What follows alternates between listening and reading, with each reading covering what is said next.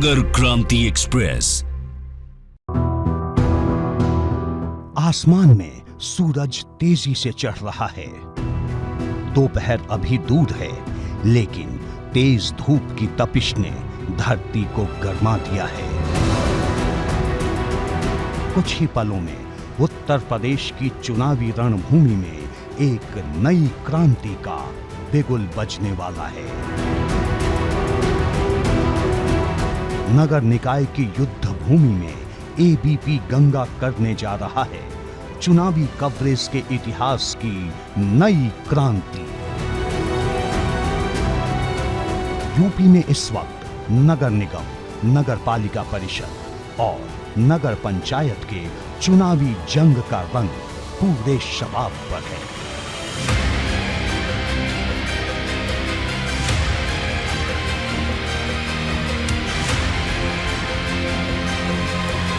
इन तमाम रंगों को समेटने के लिए एबीपी गंगा की सुर्ख लाल नगर क्रांति एक्सप्रेस ने दी है ब्रजभूमि में दस्तक। अब मथुरा से होने वाला है नगर निकाय के चुनावी मुकाबले के सबसे दमदार शो का आगाज।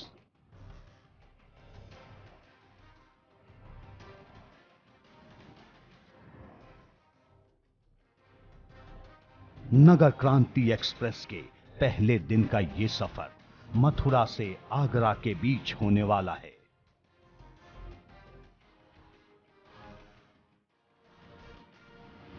इसमें आप नेताओं से लेकर वोटरों के मिजाज को समझेंगे, उनकी दलीलों को सुनेंगे, वादों और इरादों का फर्क समझेंगे।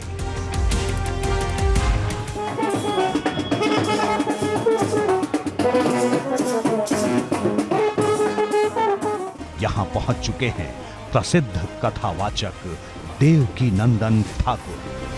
मथुरा नगर निगम के मेयर पद के सपा प्रत्याशी तुलसीराम शर्मा यहां पहुंच चुके हैं। भाजपा नेता देवेंद्र शर्मा भी इस मौके का गवाह बनने यहां दे चुके हैं दस्तक। आम आदमी पार्टी के नेता और कार्यकर्ता भी यहां पहुंच चुके हैं और लोकतंत्र के इस यादगार मौके पर इस नई मुहिम को आशीर्वाद देने संत महात्मा और धर्मगुरु भी यहां आ चुके हैं। उत्साह चरम पर है। नगर क्रांति एक्सप्रेस के सफर की शुरुआत का ये मौका बेहद यादगार होने वाला है।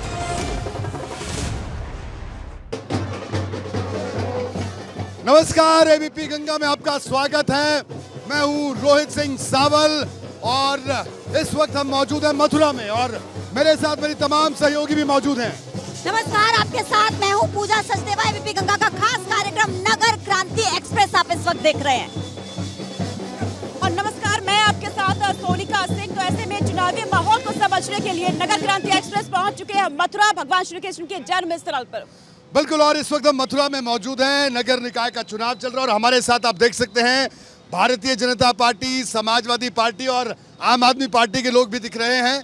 हालांकि कांग्रेस वालों को भी बुलाया था, लेकिन यहाँ पर भी कुछ लेट चल रहे हैं लगता है शायद। तो सब लोगों से बात करेंगे। बीजेपी के प्रतिनिधि हमारे साथ मौजूद हैं और समाजवादी पार्टी के मेयर प्रत्याशी भी मौजूद हैं। साहब, आप प्रत्याशी यहाँ पहुंचे, सबसे पहले आप ही से बात करेंगे। आइए, आप जरा खड़े हो जाइए। आपका स्वागत है बीपी गंगा में। मेरी तरफ से बीपी गंगा के लिए बहुत बहुत धन्यवाद जी। क्या कहना आपका, क्या सबसे बड़ा मुद्दा क्या इस चुनाव में आप समाजवादी पार्टी का लेकर चल रहे हैं और क्या लगता है आपको कि अमूमन मथुरा में भारतीय जनता पार्टी का दबदबा निगम में रहा, तो क्या लगता है इस बार कैसे इतिहास बदलेंगे? अब की बार मिथ्या टूटने वाली है। बहुत हो लिया, गजब हो लिया, अजब हो लिया, लेकिन अब की बार मथुरा में समाजवादी पार्टी का मेयर बनेगा। तमाम ऐसे मुद्दे हैं। इन्होंने वायदा किया था कि हम यमुना को प्रदूषण से मुक्त करेंगे जी। क्या मित्रों, यमुना प्रदूषण मुक्त हुआ? तमाम अनाप शनाप खर्चा करने के बावजूद भी जमुना जी वही की वही रही। भारतीय जनता पार्टी के प्रतिनिधि हमारे साथ मौजूद हैं। साहब, ये बताइए साहब, आपके जो मेयर प्रत्याशी साहब है उनको भी बुलाया था, कहीं व्यस्त है लग रहा है? भारतीय जनता पार्टी ने विकास की गंगा बहाई है चाहे तीर्थ विकास परिषद के ये नाम कह रहे हैं पर। यमुना, तो आप बोल रहे हैं गंगा भाई, ये कह रहे हैं यमुना का पानी दूषित है। पानी दूषित नहीं है, अभी नाले टेप होने का काम चल रहा है और नाले टेप हो रहे हैं। अभी आप मेरे साथ चलिए जमुना जी में, कितना वातावरण पहले जब दिखता था केवल नाला ही नाला दिखता था, आज यमुना जी पूरी तरह से स्वच्छ बह रही है। आप मेरे साथ चलकर देख लीजिए विश्राम घाट पर। भाई बताइए, आपने देखा? केवल और केवल भारतीय जनता पार्टी पर केवल झूठ का ही एक मुद्दा है। आप मथुरावासी जितने यहाँ देख रहे हैं, यहाँ से पर्यटक जो आता है वो क्या लेकर के जा रहा है? गंदगी के अलावा कुछ दिमाग में लेके नहीं जा रहा। सरकार तो आपकी भी रही है और मुद्दे यही रहे हैं, और अब जो जैसा देखा जा रहा है आपकी पार्टी में तो नाराजगी बढ़ रही है, तो क्या एकता जो है वो बरकरार रह भी पाएगी? नहीं, हमारे साथ बिल्कुल रहेगी। समझे, ये लोग तो केवल झूठ के आधारित राजनीति करते हैं।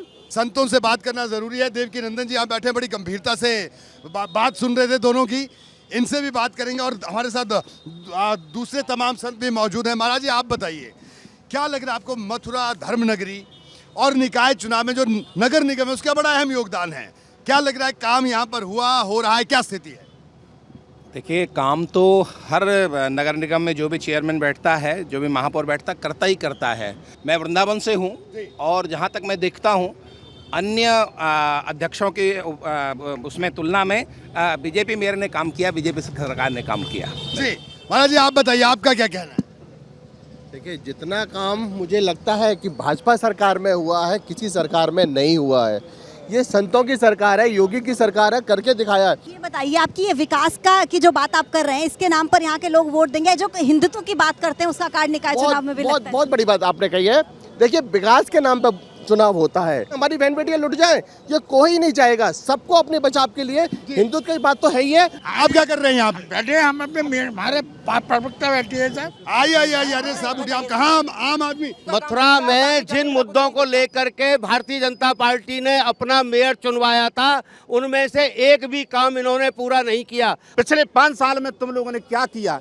मथुरा को नगर निगम की जगह पर नगर निगम बनाने का काम किया। सर, 5 साल आपको यहाँ की जनता ने दिए, नया नवेला निगम बना। 5 साल में एक मुद्दा बताओ। 5 साल में इतना काम हुआ है कि ये केवल मिथ्या बोलने का काम है इन लोगों पर। आपसे 50 मीटर दूरी पर डिस्ट्रिक्ट हॉस्पिटल है, जिला अस्पताल, जो कि 18 लाख वोटर इस हॉस्पिटल पर डिपेंड है। इस हॉस्पिटल में न तो डॉक्टर है और न यहाँ पे एक्सरे की मशीन है। तो कुल मिलाकर आपने सबकी बात सुनी और अब आखिर में देवकी नंदन जी हमारे साथ मौजूद हैं। उनसे कहेंगे कि जनता से वोट करने की अपील जरूर करें। सबसे पहले तो एबीबी गंगा जो ये वाहन लेके जा रही है पूरे प्रदेश में, एबीबी गंगा को बहुत बहुत बधाई कि वो जन लोकतंत्र को बचाने के लिए एक प्रयास कर रही है। गंगा नाम है आपके एबीबी गंगा का, तो गंगा क्या करती है? गंगा ज्ञान प्रदान करती है। और आपका जो न्यूज़ चैनल है, जो पत्रकार हैं, वो भी सामाजिक ज्ञान और ऐतिहासिक ज्ञान, आध्यात्मिक ज्ञान प्रदान करता है, इसलिए मैं आया। अब आप मथुरा से शुरुआत कर रहे हैं तो एक मुद्दे को उठाए बिना आपका ये बान अधूरा है, आपकी यात्रा अधूरी है। तो हमारी हरी झंडी ये है कि मथुरा में तब तक मेरे नज़र में सही विकास नहीं है जब तक हमारे कन्हैया की जन्मभूमि मुक्त न हो जाए। अब इन सब से हमारा एक निवेदन है, आप अपनी पार्टी का काम कीजिए, आप अपने पद का काम कीजिए, लेकिन सब ब्रजवासी मिलकर कन्हैया की जन्मभूमि को मुक्त कराएं, ऐसा संकल्प भी लीजिए। मत दान कीजिए, मत बेचिए, मत सब मत को दीजिए, चकाचक होता रहे और ये गंगा यूं ही बहती रहे।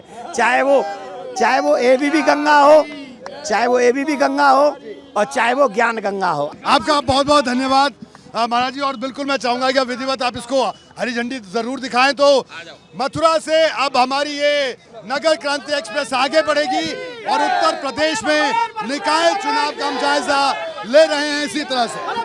बिल्कुल, और लगातार इसी तरीके से आगे बढ़ते हुए नगर क्रांति एक्सप्रेस के उद्घाटन का समय। प्रसिद्ध कथावाचक देवकी नंदन ठाकुर जी ने एबीपी गंगा की नगर क्रांति एक्सप्रेस को हरी झंडी दिखाई। इसके साथ ही वो पल आ गया जिसका सबको इंतजार था।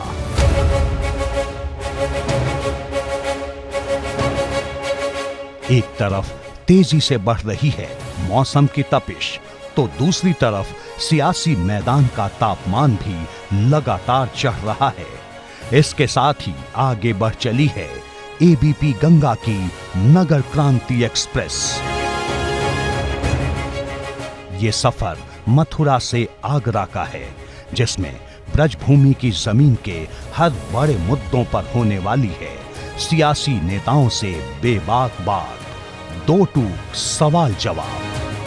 एबीपी गंगा की नगर क्रांति एक्सप्रेस में सवार होने अब पहुंच चुके हैं कैबिनेट मंत्री लक्ष्मी नारायण चौधरी।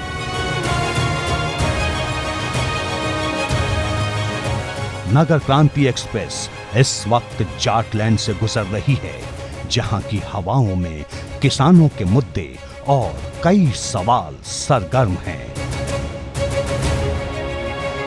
अब एबीपी गंगा की नगर क्रांति एक्सप्रेस में सवार हो चुके हैं योगी सरकार में कैबिनेट मंत्री लक्ष्मी नारायण चौधरी, जो भाजपा की रणनीति पर करेंगे आमने सामने की चर्चा। नगर क्रांति एक्सप्रेस मथुरा में चल रही है और पश्चिमी उत्तर प्रदेश में जो ब्रज क्षेत्र है, ब्रज क्षेत्र का ये हृदय है मथुरा, और यहाँ का संदेश बहुत बड़ा है। और हमारी इस नगर क्रांति एक्सप्रेस में इस वक्त मौजूद हैं उत्तर प्रदेश के कद्दावर नेता, कद्दावर मंत्री लक्ष्मी नारायण चौधरी साहब हमारे साथ मौजूद हैं। मंत्री जी, आपका स्वागत है एबीपी गंगा। धन्यवाद। क्या लगता है इस बार निकाय चुनाव में जो इतिहास रहा है भारतीय जनता पार्टी का, वो इतिहास कायम रहेगा? देखिए, निकाय चुनाव में जब हमारी पार्टी पावर में नहीं थी प्रदेश में जी, तब भी निकाय चुनावों में हमेशा भारतीय जनता पार्टी ही मजबूत रहती थी जी। और अब के तो मोदी जी की और योगी जी की लोकप्रियता इतनी चरम पे है जी, लेकिन निकाय चुनावों में विपक्ष का पूरी तरह सुपड़ा साफ होगा जी। और भारतीय जनता पार्टी पूरी तरह से सभासदों से लेके चेयरमैन से लेके मेयर से लेके सारे पदों पे भारतीय जनता पार्टी की एक छत्र विजय होगी। इस बार ये कहा जा रहा है कि राष्ट्रीय लोकदल और समाजवादी पार्टी जो शहर से बाहर का इलाका है, खासतौर पर नगर परिषद, नगर पालिका या नगर पंचायत, वहां पर बीजेपी के लिए मुश्किल खड़ी कर सकती है। कितनी बड़ी चुनौती आप मानते हैं राष्ट्रीय लोकदल और समाजवादी पार्टी के गठबंधन? एक कहावत है देहाती, भैंसा और बैल का जोतना, उन दोनों का कहीं भी किसी जगह मेल किसी बात में नहीं खाता जी। दूसरे नंबर, यदि ये दोनों की विचारधारा एक होती तो आज ये दो दल होते ही नहीं। सर, मेरा सवाल आपसे ये है, आपने शुरुआत की लोकदल से, आप कांग्रेस में भी रहे और बसपा में भी और भारतीय जनता पार्टी, तो क्या अंतर आपने देखा जो आप अपने नज़रिए से चाहेंगे कि मथुरा की जनता या यूपी की जनता को आप दिखाना चाहेंगे? देखिए, ऐसा है, हमने 38 साल पहले मैं लोकदल से विधायक बना था। वो श्रद्धेय चौधरी चरण सिंह जो किसानों के मसीहा आज़ादी के बाद अकेले कहलाए, हमने उनके नेतृत्व में राजनीतिक जीवन शुरू किया। चौधरी चरण सिंह जैसा ईमानदार और किसान सोच के आदमी आज के ज़माने में मिलना बड़ा कठिन काम है। और हमने लोकदल में काम करना शुरू किया तब पूरे उत्तरी भारत में हमारे कई मुख्यमंत्री थे, कई हमारे नेता विरोधी दल थे। आज की परिस्थिति ये है कि सपा पार्टी की रहमो करम पे राज्यसभा में उनकी उपस्थिति है, वरना पार्लियामेंट में कहीं उनकी उपस्थिति नहीं है। सपा की मेहरबानी से ही वो थोड़ा बहुत उनका कोई नामो निशान बचा है विधानसभा में, विधान परिषद में उनका कोई नामो निशान नहीं है। इसलिए जो लोकदल था चौधरी चरण सिंह का, वो तो अब कहीं है ही नहीं। सवाल ये है कि आपकी सरकार है, केंद्र में आपकी सरकार, प्रदेश में आपकी सरकार, और ये ट्रिपल इंजन की अब आप बात कर रहे हैं कि निकाय में भी आपकी सरकार। लेकिन ये बताइए कि आपके बहुत सारे लोग जो टिकट की चाह वाले तो बहुत सारे लोग थे, तो जो नाराज़गी जो पनपी है, ये नाराज़गी दूर हो जाएगी? देखिए, ऐसा है, भारतीय जनता पार्टी अनुशासित पार्टी है जी। टिकट तो हमेशा एक को ही मिलता है जी, बिल्कुल। इसलिए भारतीय जनता पार्टी इतनी अनुशासित पार्टी है कि इसमें बूथ से लेके और ऊपर दिल्ली तक कभी भी टिकट के ऊपर किसी भी प्रकार का कोई मतभेद नहीं होता। क्यों? भारतीय जनता पार्टी के प्रत्येक कार्यकर्ता का सोच है एक उसका जो नेता है, उसका जो प्रत्याशी है वो कमल का फूल है।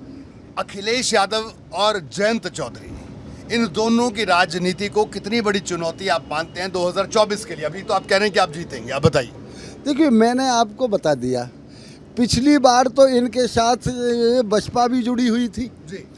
तब उत्तर प्रदेश में इनकी स्वयं बागपत जैसी सीट से हार गए, मुजफ्फरनगर जैसी सीट से हार गए, और सपा के भी 5 ही MP आए थे। इसलिए जब बसपा भी इनसे जुड़ा हुआ था 16% वोट वाला, तब ये नहीं जीत पाए। अब क्या जीतेंगे ये? अब तो कोई प्रश्न ही नहीं उठता। मंत्री जी, आपके पास जो मंत्रालय है वो मंत्रालय मतलब मिठास से भरा तो है, लेकिन कड़वाहट भी उतनी है कि राजनीति में उस मंत्रालय को लेकर, क्योंकि हर बार मुद्दा बनता है गन्ने का बकाया भुगतान, गन्ने का बकाया भुगतान। सपा RLD पश्चिमी उत्तर प्रदेश में कह रही है कि साहब कई गन्ना मिलों में बकाये के भुगतान की समस्या। इस पर आपका क्या कहना मंत्री जी? देखिए, ऐसा है, आदरणीय योगी जी के नेतृत्व में हमने अब तक 2,08,000 करोड़ का भुगतान किसानों के खाते में किया है। जो माफिया थे वो सब समाप्त हो गए। अब अपने आप मोबाइल में पेमेंट की तारीख, अपने आप मोबाइल में पर्ची की तारीख, गन्ने की तारीख, सारा आ जाता है। जी बिल्कुल। इसलिए अब किसान संतुष्ट। मंत्री, जब आखिरी 2 सवाल, आपने 36 बिरादरी की राजनीति की, इसमें कोई शक नहीं है, पूरे समाज को साथ लेकर चलने की, लेकिन कहा जा रहा है कि लोग विधानसभा चुनाव में कहा जा रहा है कि पश्चिम उत्तर प्रदेश में जाट भारतीय जनता पार्टी से नाराज है। पश्चिम उत्तर प्रदेश में पहले राउंड में 59 सीटों पे चुनाव हुआ था जी, जिसमें 46 सीट हम जीते जी। वो 46 सीट जाट प्रभावित सीट थी जी। पश्चिम उत्तर प्रदेश में सारी जाट प्रभावित सीटें पार्लियामेंट की हम जीते जी। पश्चिम उत्तर प्रदेश में कोऑपरेटिव के चुनाव हुए, सारी जगहों पे हमारी जीत हुई है जी। इसलिए ये कहना बिल्कुल व्यर्थ है। जाट राष्ट्रवादी कौम है जी। और आज अच्छी तरह से जाट का बच्चा इस बात को जानता है कि यदि कहीं भी राष्ट्रभक्ति है तो भारतीय जनता पार्टी के अंदर है। कि आपने कहा कि गन्ना किसान तो नाराज नहीं है, लेकिन अक्सर देखा जाता है किसान सड़कों पर है, उनकी नाराजगी को कैसे दूर कर पाएंगे? समय समय पर वो अपने आपकी सरकार के खिलाफ मोर्चा खोल देते हैं। मैंने आपको बताया कि 35 साल में पहला ये अवसर है कि जब गन्ने का आंदोलन नहीं हुआ 35 साल में। जी। इसलिए गन्ना किसान प्रसन्न है, गन्ना किसान का भुगतान हुआ है। लक्ष्मी नारायण चौधरी जी, आपका बहुत बहुत शुक्रिया BP गंगा से बात करने के लिए। बहुत बधाई, आपकी यात्रा सफल हो, मेरी शुभकामनाएं। बहुत बहुत धन्यवाद।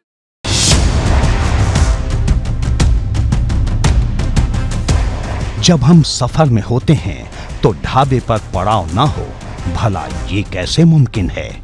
अब नगर क्रांति एक्सप्रेस आगरा की सीमा में है।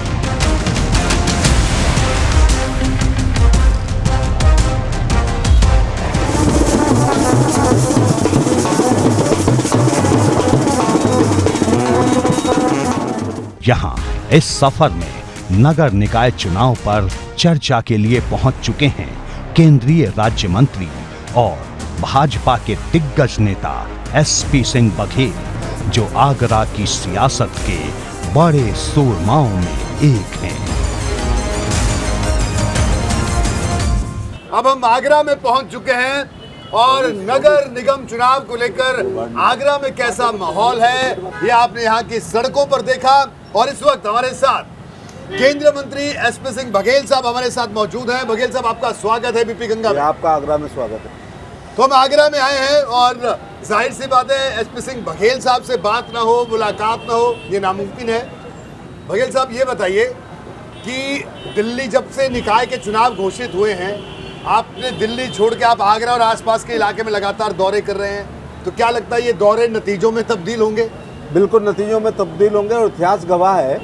मेरे राजनीतिक जीवन में पिछले 5 नगर निगम के चुनाव हुए हैं, 5 बार भारतीय जनता पार्टी जीती है जी। और SC सीट पे भी जीती है, SC महिला पे भी जीत चुकी हैं बेबी रानी मौर्य जी और अंजुला माहौर। SC पुरुष पर भी किशोरीलाल माहौर और इंद्रजीत आर, और सामान्य पर नवीन जैन साहब जी। तो हम इस कैटेगरी में भी जीत चुके हैं जी।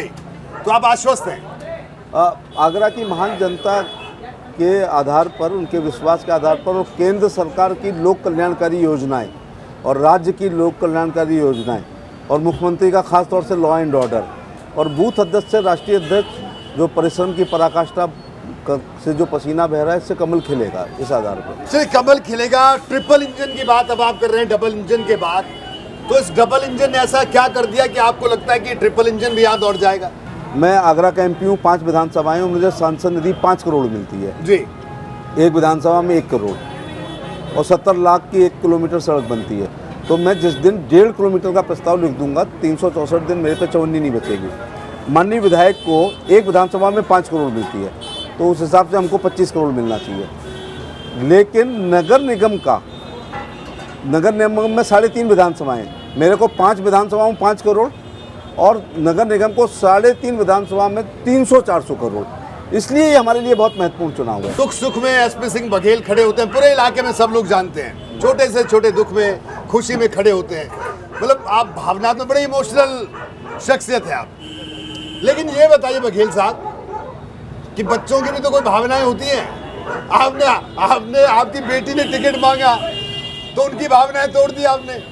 जब प्रधानमंत्री कहते हैं कि परिवारवाद को ख़त्म करना है और चैरिटी बिगिंस फ्रॉम होम, तो ये डबल कथनी करनी में फ़र्क पड़ जाएगा। लेकिन एक बात, भाई देखिए, वो MBBS MS है, ENT सर्जन है और मछली के बच्चों को तैरना नहीं सिखाया जाता है, तो मेरे घर में है तो राजनीति भी जानती है जी। लेकिन एक खुशी की बात है कि प्रस्ताव माननीय एक विधायक जी ने रखा, मिनिस्टर हैं वो जी, और जैसे ही उनने रखा मैं सख्ते में आ गया, क्योंकि मैंने कहा ही नहीं था किसी से, बायोडेटा भी नहीं उसका छपा है। मैंने तुरंत खड़े होकर कहा कि एक तो मैं अब यहाँ से जाना चाहूँगा, अब आपने नाम रखा है तो उसके खिलाफ कुछ बोलना हो तो मेरी अनुपस्थिति में, और मैं कोई अतीक अहमद तो हूँ नहीं कि मेरे डर के मारे सारे एक राय बना लें। हमने जब 100 वार्डों पर टिकट पर डिस्कस किया, जैसे ये है मनोज का 44 नंबर वार्ड, इस पर 15 मिनट डिस्कस हुआ है, मेरिट डीमेरिट, दूसरे पे सोचा, तीसरे पे, लेकिन सलोनी बघेल पे डिस्कस नहीं हुआ। तो मैंने कहा हो सकता है मेरी उपस्थिति में ना करना चाहते तो मैं बाहर जाता हूँ। तो लोगों का जब आपने प्रस्ताव ही नहीं रखा तो आप क्यों बाहर जा रहे हो, ये तो हमारा है। फिर भी मैंने खड़े होकर एक बात कहा कि एक स्पेशल केस है, मुझे लगता है पार्टी ने तय किया किसी के परिवार में नहीं लड़ाना, तो भैया दूसरे तीसरे पे तुरंत डिस्कस करो। आज आप एबीपी गंगा के माध्यम से लोगों को क्या आश्वस्त करेंगे कि किस तरीके से वो आप पर दोबारा से उम्मीद जताएं एक बार? विश्व का कोई भी व्यक्ति यदि पर्यटन के दृष्टिकोण से आता है भारत, तो उसके सिलेबस में मद्देनजर ताजमहल होता है। जो विश्व का व्यक्ति आगरा आएगा, आगरा अच्छा है तो देश के बारे में राय अच्छी बनाएगा, आगरा अगर गंदा है तो देश के बारे में, क्योंकि वो पूरा देश घूमने नहीं जाता है। अगर जीतते हैं तो उसके बाद क्या आपकी प्राथमिकताएं होंगी और किस तरह आपका काम करने का तरीका होगा कि लोगों को भरोसा हो कि ये हमारी सरकार है और हम सीधा उनके पास पहुंच सकते हैं? केंद्र सरकार से बहुत सारा बजट हम लोग स्मार्ट सिटी में फेज़ 2 में हम एक्सटेंशन करेंगे अपने शहर का, बैराज में हो ही रहा है। हम लोग कोशिश करेंगे एक इंटरनेशनल स्टेडियम, क्योंकि 5000 गोरे यहाँ हमेशा घूमते रहते हैं, तो यहाँ पर कभी IPL होगा जैसे आजकल हो रहे हैं। तो आगरा 2 पर्पज से होता है कि एक तो ताजमहल बोनस में देख लेंगे और मैच भी देख लेंगे। अखिलेश यादव जी के बारे में क्या कहेंगे? वो तो कह रहे हैं कि अभी 24 की तैयारी कर रहे हैं और इस बार शहरों में भी कुछ बदलाव आएगा। वो 17 में बाहर गए हैं ना, तो अब अगला चुनाव 29 में होगा, नहीं भाई 27 में होगा, तो 10 साल। अभी वो जनरेशन जिंदा है जिसने देखा है कि प्लॉट खाली था तो कब्जा हो गया। अभी वो जनरेशन जिंदा है कि बच्चा जब तक स्कूल से घर नहीं आ जाता था माँ गेट पे खड़ी रहती थी, अपहरण तो नहीं हो गया। आज किसी की भी बेटी लखनऊ जा रही है, आगरा जा रही है, हम चिंता नहीं करते। लेकिन 17 पुलिस कर्मियों की कस्टडी में 2 आरोपी अतीक अहमद और अशरफ को गोली मार दी जाती है। देखिए, Uttar Pradesh law and order का, जैसे गुप्त काल भारत का स्वर्ण युग था, ये योगी काल लॉ एंड ऑर्डर का स्वर्ण युग है। अपराध विहीन समाज कभी नहीं हो सकते। अतीक के केस को कैसे देखते हैं? अतीक के केस में ये आपकी बिरादरी नहीं होती तो मर्डर नहीं होता, तो आप प्रिविलेज कैटेगरी के लोग हैं। तो संदेश वहां के साथ प्रिविलेज कैटेगरी के लोग हैं, इसलिए आपकी धमक में सिपाही भी आ जाएंगे, इंस्पेक्टर भी आ जाएगा। अरे भाई मीडिया है, इनने बहिष्कार कर दिया, ये नाराज हो गए तो फिर मनाना पड़ता है आपको। तो वो आईडी और वो ना हुआ होता है और कॉमन मैन वहाँ आ रहा होता है ऐसे हाथों से, तो नहीं पास में आ पाता। आपकी आदत है, आपकी राजनीतिक करियर की आदत सी है आपको रिकॉर्ड बनाने की, और चलिए हमारी आपको शुभकामनाएं कि आप फिर से रिकॉर्ड बनाएं और जो दावे कर रहे हैं वो जनता चाहते हैं कि वो हकीकत में तब्दील हो। आपका बहुत बहुत शुक्रिया। Thank you. एबीपी गंगा की आप आए, आगरा में आपका स्वागत है और आचार संहिता लगी हुई है जी। तो प्रलोभन माना जाएगा, वरना मैं आपको खाना भी खिलाता हूं। खाना चुनाव के बाद खाएंगे वजह एबीपी गंगा की नगर क्रांति एक्सप्रेस का ये सफर धीरे धीरे आगे बढ़ रहा है और हर पड़ाव पर इसमें सवार होंगे पश्चिमी यूपी के सियासी दिग्गज जो बनेंगे टीवी न्यूज के इतिहास की यादगार नगर क्रांति के गवाह। एबीपी गंगा की नगर क्रांति एक्सप्रेस का ये सफर लगातार जारी है। आप बने रहिए हमारे साथ। आगरा से नगर क्रांति एक्सप्रेस का ये सफर बढ़ चला है मुरादाबाद की ओर। नगर चुनाव की नई क्रांति का इतिहास लिखा जाना अभी बाकी है।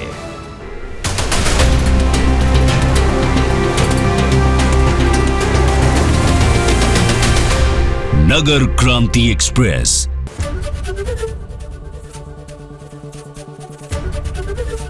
एबीपी गंगा, खबर आपकी, जुबान आपकी।